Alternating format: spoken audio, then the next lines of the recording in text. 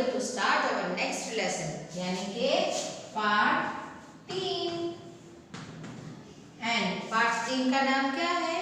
Yes, खिलौनों की सभा। खिलौनों की सभा। ओके, सो खिलौनों की सभा। फर्स्ट ऑफ ऑल आपके माइंड में वर्ड आया होगा सभा। तो सभा किसको कहते हैं? जब आप साथ मिलकर के कोई डिस्कशन करते हैं, आचार विचार करते हैं, कोई अपनी थॉट रखते हैं सामने, तो वो ग्रुप डिस्कशन जिसको हम कहते हैं, हम उसको बोल सकते हैं सभा। जहाँ पे सब आएंगे, सब मिलजुल कर अपना अपना मंतव्य रखेंगे, अपना अपना पॉइंट ऑफ व्यू रखेंगे। सो उसके बेस पे आपका कुछ न कुछ निर्णय होता है। सो हम बोल सकते हैं मीटिंग, दैट इज सभा। ओके, सो यहाँ पे किसकी मीटिंग होने वाली है? यस, खिलौनों की। तो आज हम खिलौनों की सभा में सीखेंगे कि खिलौनों का हमारी लाइफ में क्या महत्व है। जैसे कि आजकल के बच्चे सबसे ज्यादा यूज करते हैं डिजिटल गेम्स का। For example, you are playing in the computer, you are playing in the mobile phone. So instead of playing in that, you have to play with the toys, right? Mobile और computer में games खेलने से तो अच्छा है आप खिलौनों से खेलो। कुछ इसी बारे में इसी पाठ में हमें बताया गया है। सो यहाँ पे 3 किरदार हैं, वो क्या है उनका नाम? एक का नाम है मन्नू, एक का नाम है सावरी और एक माता है उनकी। तो जैसे ही सावरी और मन्नू स्कूल से लौटते हैं, तुरंत आकर के वो बोलते हैं कि हम आ गए। मम्मी को पूछते खाना तैयार है? हमें तो बहुत जोर से भूख लगी है। तो मम्मी उनको क्या बोलते हैं? यस, खाना तैयार है, जाओ हाथ मुंह धो करके कपड़े बदल लो। ऑब्वियसली जब आप स्कूल से आते हैं तो आपको हैंड वॉश करना चाहिए, नहाना चाहिए। After that you have to change your clothes and you have to have your lunch. Okay, so आप स्कूल से जाने के बाद हाथ मुंह धो करके लंच करने बैठेंगे। जैसे ही लोग लंच करने बैठे और उसके बाद उन्होंने क्या किया? ये लंच में क्या था? सावरी का फेवरेट यानी कि मनपसंद। तो हम यहाँ पे वर्ड लिखेंगे मनपसंद। मनपसंद, मनपसंद मतलब क्या होता है? अपनी पसंद का।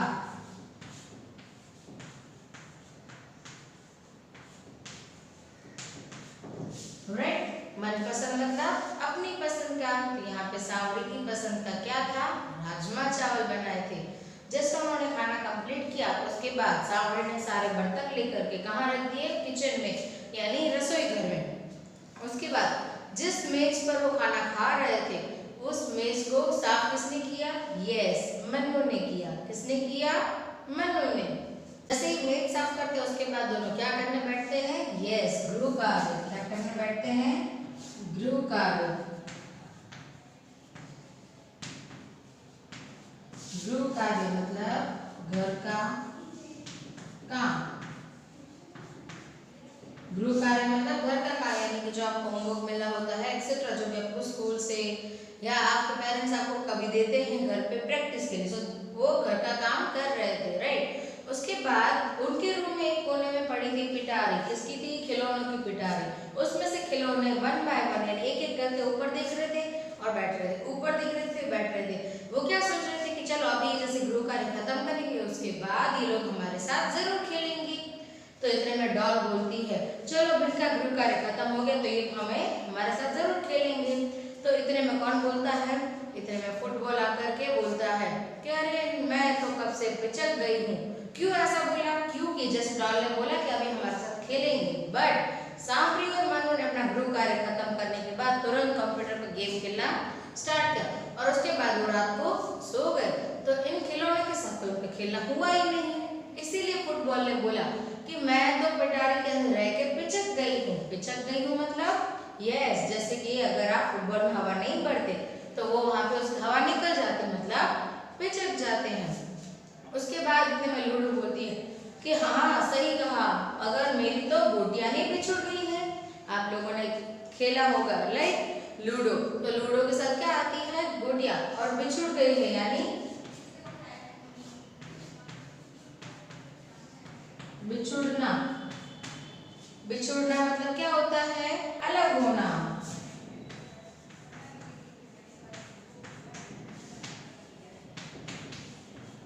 बिछुड़ना मतलब अलग होना, तो वो बिछड़ गए हैं, उससे अलग हो गए हैं। इतने में बैट आती है कि हाँ सही कहते हो तुम, मुझे तो कोई घर के बाहर भी नहीं ले जाता, राइट। इतने में पजल आती है कि आप लोग सब सही बोल रहे हो, बट मुझे तो आजकल कोई खेलता ही नहीं है, मुझे तो जैसे रद्दी में डाल दिया है।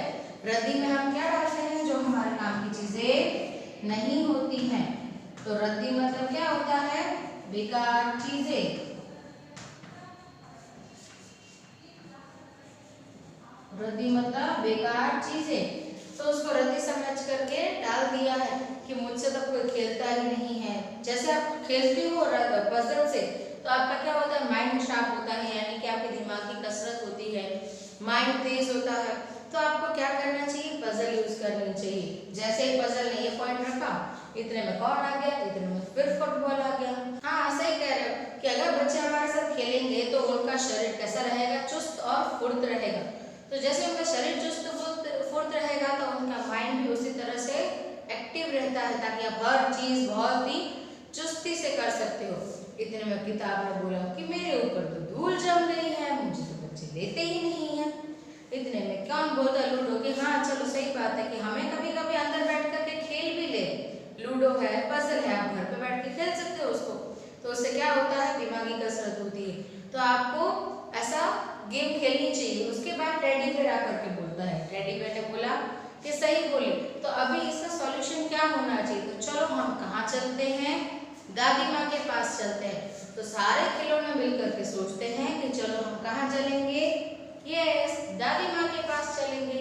तो वो सारे दादी माँ के पास जाते हैं और उनको ऐसी आशा है कि दादी माँ के पास जाएंगे और वो अपनी सारी बातें रखेंगे, तो उनको जरूर कोई ना कोई उपाय मिलेगा। क्या मिलेगा, उपाय। तो उपाय मतलब क्या होता है, तरकीब। उपाय मतलब तरकीब। तो जैसे उनको कोई तरकीब मिलेगी तो सारे खिलौने मिलकर के कहाँ जाते हैं, यस सारे खिलौने मिलकर दादी माँ के पास जाते हैं। और जैसे जाते हैं तो one by one football, bat, puzzle, teddy bear, ludo, ये सारे खिलौने मिलकर दादी माँ को पूरी बात बताते हैं कि हमारे साथ नहीं खेलते, कंप्यूटर पे खेलते हैं। एक्चुअली इनको घर के बाहर जाकर के गेम खेलनी चाहिए, उनसे उनकी कसरत होती है, पूरा बॉडी एक्टिव रहता है। And that is too good, that is true कि आपको ये चीज़ करनी ही चाहिए कि घर में मोबाइल खेलने से या कंप्यूटर पे खेलने से आपकी बॉडी को नुकसान होने वाला है।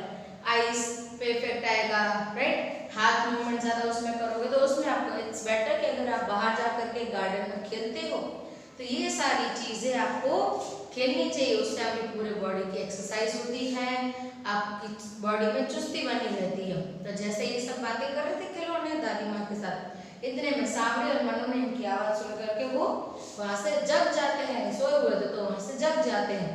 और जैसे उठ के उन्होंने इनकी बातें सुनी तो उनको ऐसा एहसास होता है, महसूस होता है कि हाँ ये जो खिलौने सब बोल रहे हैं वो कैसे बोलते हैं कि हाँ इनकी बात सही है। तो उन्हें ऐसा लगता है कि हाँ चलो सही बोल रहे हैं। तो उन्होंने बोला कि हाँ हम मानते हैं कि हमें आपके साथ खेलना चाहिए, सो आज से हम आपके साथ भी ज़रूर खेलेंगे और आप लोगों को गार्डन में ले जा करके भी खेलेंगे। तो इतने में सांवरी बोलती है कि चलो आज तो मैं अपने दोस्तों के साथ खेलूंगी। सो सांवरी क्या बोलती है कि आज तो रविवार है, चलो मैं अपने दोस्तों को बुला करके मैच खेलूंगी। और वो अपने दोस्तों को बुलाती है और उनके साथ मैच खेलने लगती है। इतने में मनु भी बोलता है कि अरे वाह बाहर का मौसम बहुत अच्छा है, तो इस मौसम में क्यों ना फुटबॉल खेला जाए। तो फुटबॉल खेलने के लिए फुटबॉल ने ऑलरेडी बोला था कि मैं तो पिचक गई हूँ, तो इसीलिए मनु ने पहले उसमें हवा भरी पंप से और उसके बाद वो लोग खेलने लगे। और ये सब पूरी जो आपने यहाँ पे कहानी सुनी वो पूरी कहानी कंप्यूटर देख करके हंस रहा था। क्यों? क्योंकि उसको खुशी मिली कि चलो हाँ बच्चे मुझसे खेलने की जगह पे बाहर खेल रहे हैं, जो बच्चों के लिए बहुत ज़्यादा ही अच्छा होता है।